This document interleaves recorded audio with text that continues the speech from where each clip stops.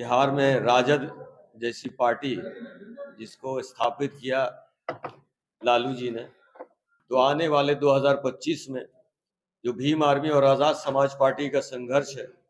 जो 150 सीटों पर तैयारी चल रही है, भीम आर्मी के संस्थापक भाई चंद्रशेखर आजाद जी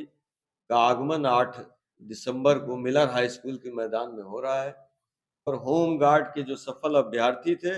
जिनकी नियुक्ति नहीं हुई और नई नियुक्ति करके पैसे की उगाही करने की नीतीश सरकार की जो मंशा है, उसके खिलाफ वो अपनी आवाज को बुलंद करेंगे। बात हमारे बहुजन समाज की नौकरियों की होगी, जब बात बहुजन समाज के भूमिहीनों के 5 डिसमिल जमीन की होगी, जब शिक्षा की होगी, स्वास्थ्य की होगी, युवाओं की होगी, जब ये सारे निर्णय होंगे, तब हम अलायंस की बात करेंगे। बिहार के भूमिहीनों को 3-3 डिसमिल जमीन दिया जाएगा। मांझी जी ने कहा था 5 डिसमिल जमीन दिया जाएगा। ये इंडिया अलायंस के जो लोग हैं, वो लोग सच मायने में भाजपा को हराने के लिए लड़ ही नहीं रहे हैं। वो लोग अपनी पार्टी को प्राइवेट लिमिटेड कंपनी पार्टी बना दिए हैं। तो हम लोग वहां पे भीषण आंदोलन करेंगे, और आंदोलन से नहीं होगा तो भीम आर्मी का झंडा और डंडा दोनों मजबूत है। हम लोग न्याय छीनने का भी काम करेंगे। ये जो इंडिया अलायंस है, और खासकर जो बिहार में राजद जैसी पार्टी जिसको स्थापित किया लालू जी ने, आज उनकी दूसरी पीढ़ी के नेतृत्व में जिस तरह से उपचुनाव में हार हुई है राजद की और इंडिया अलायंस की, मुझे बड़ा अजीब लगा। मैं बार बार ये कहता रहा हूँ, तेजस्वी यादव जी जो लीडर बड़े हो सकते हैं, उम्र में छोटे हैं, तो उस नाते अपने छोटे भाई को आप लोगों के माध्यम से भी संदेश देना चाहता हूँ कि जिस तरह से आरएसएस और भाजपा ये चाल चल रही है, जाति में बांटकर जाति का नेता खड़ा करके और जाति के नाम पर अलग अलग वोट को इकट्ठा करती है। अगर तेजस्वी यादव जी ने सबक इससे भी नहीं लिया और देश की सबसे बड़ी बहुजन की आवाज भाई चंद्रशेखर आजाद जी को सम्मान पूर्वक उनके कार्यकर्ताओं को जगह नहीं दी बिहार में, तो आने वाले 2025 में जो भीम आर्मी और आजाद समाज पार्टी का संघर्ष है, जो 150 सीटों पर तैयारी चल रही है, उस तरह वो देखेंगे कि राजद विपक्ष में भी रहने लायक नहीं होगी। हम चाहते हैं कि जिस तरह से सांप्रदायिक ताकतें रोज बिहार में मजबूत हो रही हैं, उसको शिकस्त देने के लिए जिस बिहार ने सांप्रदायिक ताकतों को हमेशा रोका, चक्का को बंद किया, उसको बंद करने के लिए फिर से बहुजन नेताओं को एक होना चाहिए। हमारी तरफ से खुला संदेश है कि अगर सम्मान पूर्वक बातें होंगी तो बिहार में भाजपा की सीटें बचेंगी नहीं और बहुजन और खासकर संविधान का राज आने में विलंब नहीं होगा। आज की बैठक में जो है मुख्य निर्णय क्या लिया गया? आज की बैठक पूर्ण रूप से इसलिए थी कि माननीय सांसद और पार्टी के राष्ट्रीय अध्यक्ष भीम आर्मी के संस्थापक भाई चंद्रशेखर आजाद जी का आगमन 8 दिसंबर को मिलर हाई स्कूल के मैदान में हो रहा है। उन्होंने जैसे सुना कि बिहार में हत्याएं, बलात्कार और होमगार्ड की नियुक्ति और जो भूमि सर्वे के नाम पर भूमाफियाओं को कौड़ी के नाम जमीन, खासकर दलित समाज की जमीनों को लूट कर भूमाफियाओं को दिया जा रहा है, तो उन्होंने सबसे पहले ये कहा कि मैं बिहार में आकर इस लड़ाई को तेज करना चाहता हूं और सभी समाज को एक शक्ति प्रदान करना चाहता हूं। तो ये 8 तारीख को वो आएंगे और बिहार में जो भूमाफिया भूमि सर्वे के नाम पर लूट मची है, उसके खिलाफ वो अपनी आवाज को बुलंद करेंगे। और होम गार्ड के जो सफल अभ्यर्थी थे,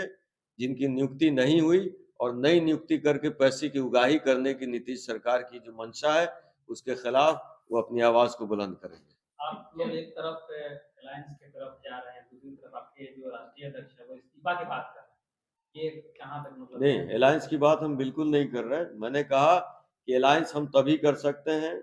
जब बात बहुजनों की हो, सम्मान की होगी, जब बात हमारे बहुजन समाज की नौकरियों की होगी, जब बात बहुजन समाज के भूमिहीनों के 5 डिसमिल जमीन की होगी, जब शिक्षा की होगी, स्वास्थ्य की होगी, युवाओं की होगी, जब ये सारे निर्णय होंगे, तब हम अलायंस की बात करेंगे। राष्ट्रीय अध्यक्ष आप इस्तीफा की बात कर रहे हैं, हम इस्तीफा देने जा रहे हैं। देखिए, राष्ट्रीय अध्यक्ष जी हमेशा ये कहते रहे हैं कि लोकतंत्र बचाने के लिए उनकी लड़ाई रही है। उनकी लड़ाई कभी भी कुर्सी की नहीं रही। वो आज फिर देश को संदेश देना चाहते हैं कि कुर्सी मेरे लिए सबसे छोटी चीज है, सबसे बड़ा जो है वो देश का संविधान है, लोकतंत्र है और बहुजन समाज है।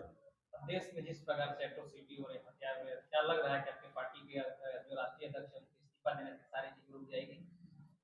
देखिए, वो इस्तीफा की पेशकश वो कब करेंगे जब उन्होंने कहा कि लोकसभा में उनकी बातों को नहीं सुना जाएगा।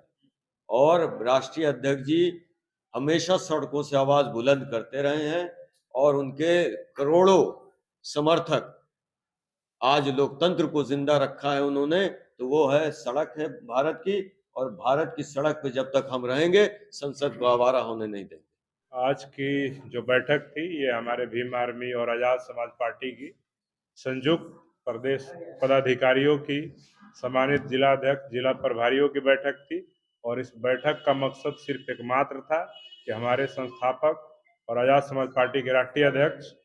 हमारे नेता, बहुजनों के आदर्श और इस देश में संघर्ष के मजबूत मिसाल चंद्रशेखर आजाद 8 दिसंबर 2024 को बिहार की राजधानी पटना में बहुजन समाज के, पूरे बिहार के बहुजन समाज के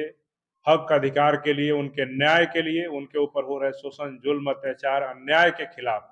मजबूत आवाज बन करके बिहार में जो भी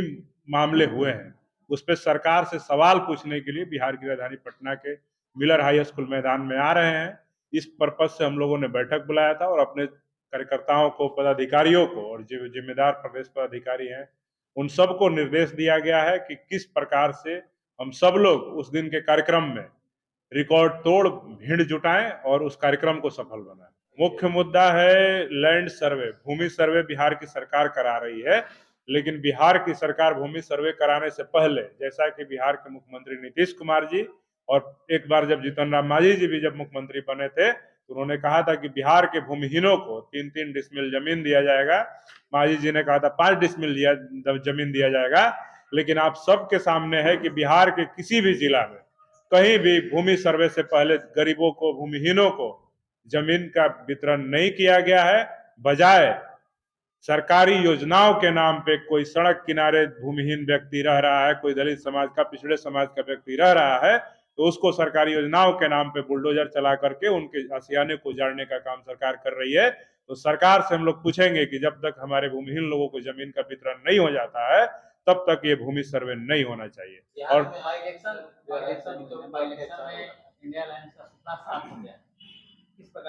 देखिए, इंडिया अलायंस के जो लोग हैं, जो इंडिया अलायंस के जो नेता हैं, चाहे बिहार के हों चाहे उत्तर प्रदेश के हों, वो लोग सच मायने में भाजपा को हराने के लिए लड़ ही नहीं रहे हैं। वो लोग अपनी पार्टी को प्राइवेट लिमिटेड कंपनी पार्टी बना दिए हैं, कोई फैमिली पार्टी बना दिए हैं। और जब तक ये लोग private limited company party, family party बना करके दलितों को, पिछड़ों को, संविधान पसंद, न्याय पसंद लोगों को ठगने का काम करते रहेंगे, तब तक उनकी हार होते रहेगी। इस देश में जब जब दलितों को, अति पिछड़ों को, मुसलमानों को, धार्मिक अल्पसंख्यकों को नजरअंदाज किया जाएगा इंडिया गठबंधन के द्वारा, और वैसे नेताओं को जो इस देश में संघर्ष की एक मिसाल है, वैसे नेताओं को अपने गठबंधन में लेने से ये लोग डरते हैं कि आने वाले भविष्य में ये हमारे लिए खतरा ना हो जाए। अगर वैसे लोगों को साथ लेकर के लड़ने का काम नहीं करेंगे तो महाराष्ट्र, बिहार और जहां भी चुनाव हो रहा है वहां हर जगह इनकी हार होगी और ये लोग इसी प्रकार से विपक्ष में ही हमेशा रह जाएंगे। देखिए, बिहार का कोई ऐसा मामला नहीं है शोषण, अत्याचार, अन्याय का, बलात्कार का, हत्या का, कहीं भी कोई मामला है उस मामले पे भीम आर्मी मुखरता के साथ शासन और प्रशासन के खिलाफ मजबूत लड़ाई लड़ रही है और वहां पे अपने लोगों के न्याय के लिए खड़ी है। धनरुआ का जो मामला है मसौड़ी अनुमंडल का, उस मामले को मेरे संज्ञान में है। वहां प्रशासन के लोगों से मैंने बात किया है और वहां के लोगों, प्रशासन को मैंने अल्टीमेटम भी दिया है कि अगर उस मामले का जो मुख्य आरोपी है गिरफ्तार नहीं होता है तो हम लोग वहां पे भीषण आंदोलन करेंगे, और आंदोलन से नहीं होगा तो भीम आर्मी का झंडा और डंडा दोनों मजबूत है, हम लोग न्याय छीनने का भी काम करेंगे।